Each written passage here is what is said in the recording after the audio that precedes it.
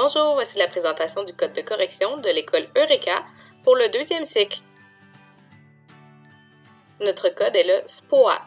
S pour structure, P pour ponctuation, O pour orthographe et A pour accord. Le S et le P font partie de la révision, qui est la première étape du code de correction. Et le O et le A font partie de la deuxième étape, c'est-à-dire la correction. Voyons voir ce code de plus près. Alors voici la première étape qui est la révision. Alors nous avons la structure et la ponctuation. Dans structure, on commence par la structure du texte. Donc 1. As-tu respecté le projet d'écriture? À ce moment-là, il faut que tu te poses la question, est-ce que j'avais un thème à respecter? Est-ce que j'avais certaines consignes à ne pas oublier? Par exemple, si ton enseignant ou ton enseignante t'a demandé d'écrire une histoire qui se déroule sous l'eau, si l'entièreté de ton histoire ou une très grande partie de ton histoire se passe sur la plage, tu ne respectes pas le projet d'écriture puisque ça doit se passer sous l'eau. Par contre, si ton histoire parle d'un sous-marin et qu'il y a des intrigues qui se passent sous l'eau, là, tu as respecté le projet d'écriture. 2. Ton texte est-il séparé en paragraphes? Si là, tu te rends compte que tu as oublié de faire des paragraphes, c'est le moment d'aller faire des marques dans ton brouillon. Tu peux faire des X ou des flèches pour te dire à tel et tel endroit, tu vas séparer ton texte en paragraphes. 3. Peux-tu ajouter des détails au texte? 4. Peux-tu ajouter des phrases? Ces deux étapes-là, en fait, c'est vraiment pour apporter de la précision dans tes idées. Tu peux sans doute ajouter des détails et des phrases. Par exemple, si tes personnages principaux sont sur un bateau, tu peux préciser de quoi a l'air le bateau. Est-ce que c'est un petit ou un grand bateau? 5. As-tu utilisé un vocabulaire varié? Si ton texte me parle du plat le spaghetti, si tu répètes toujours « le spaghetti est bon »,« le spaghetti est succulent », en fait, tu vas avoir beaucoup de répétitions. Tu peux dire « oui, le spaghetti », tu peux le remplacer par un pronom disant « il est très bon » ou encore tu peux même dire « le souper est très bon ». Donc, assure-toi de varier les mots que tu utilises. Ensuite, on passe au B, donc la structure de la phrase. 1. Sujet plus prédicat. Toutes tes phrases doivent contenir un sujet et un prédicat. Dans notre exemple, les grenouilles sautent dans l'étang, les grenouilles est notre sujet, saute dans l'étang, notre prédicat.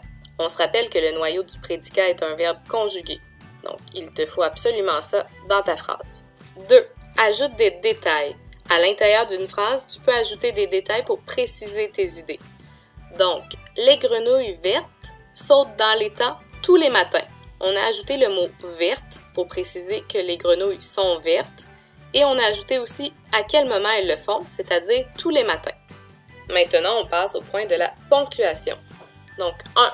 Majuscule plus point. On te demande d'encercler la majuscule et le point dans chacune de tes phrases. 2. Virgule. Donc, dans la phrase, il se peut que tu aies des virgules. Si c'est le cas, on te demande d'aller les encercler également. Maintenant, la partie correction, donc la partie de l'orthographe et des accords. Donc, dans la partie orthographe, ce qu'on veut que tu fasses, c'est que tu viennes mettre un point d'interrogation au-dessus de tous les mots dont tu doutes de l'orthographe. Le mot à retenir dans la phrase que je viens de dire, c'est « doute ». On veut que tu doutes de l'orthographe des mots. Après, on veut que tu aies vérifié dans un outil. Ça peut être un dictionnaire, ça peut être ta liste de mots ou même une affiche dans ta classe. Une fois que tu as vérifié l'orthographe du mot dans ton outil, tu le corriges et tu remplaces le point d'interrogation par un cœur au-dessus. Voilà.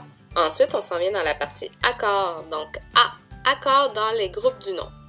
1. Identifie les noms communs avec un point. Donc, tu viens mettre un petit point au-dessus de tous les noms communs dans ta phrase et au-dessus, tu inscris le genre et le nombre. 2. Accorde les déterminants et les adjectifs avec leurs noms communs. Puisque le nom est le donneur d'accord, il faut que tu t'assures que ton déterminant et ton adjectif soient du même genre et du même nombre que ton nom qui est donneur. Dans notre exemple, les grenouilles vertes sautent dans l'étang. Grenouille est notre nom donneur, il est féminin pluriel. Il est accompagné de les, un déterminant féminin pluriel, et verte, un adjectif féminin pluriel. Après, nous avons le deuxième nom commun de notre phrase qui est étant. Étant qui est masculin singulier, il est accompagné du déterminant L' qui est aussi masculin singulier. Ensuite, on passe à la partie B. Accord dans le groupe verbe. 1. Souligne les verbes. Ici, on t'a donné l'exemple « Les grenouilles vertes sautent dans les temps ». La stratégie qu'on t'a illustrée, c'est encadrer le verbe par ne pas. Alors, les grenouilles vertes ne sautent pas dans les temps. Alors, saute est notre verbe conjugué, on vient le souligner. 2. Trouve le sujet et encercle-le. Ici, on t'a illustré la stratégie d'encadrer notre sujet par ce son. Qui? Donc, ce sont les grenouilles vertes qui sautent dans les temps. On vient entourer les grenouilles vertes. Si notre sujet était au singulier, on aurait pu venir l'encadrer par c'est qui. Puis 3. Accorde le verbe avec le sujet.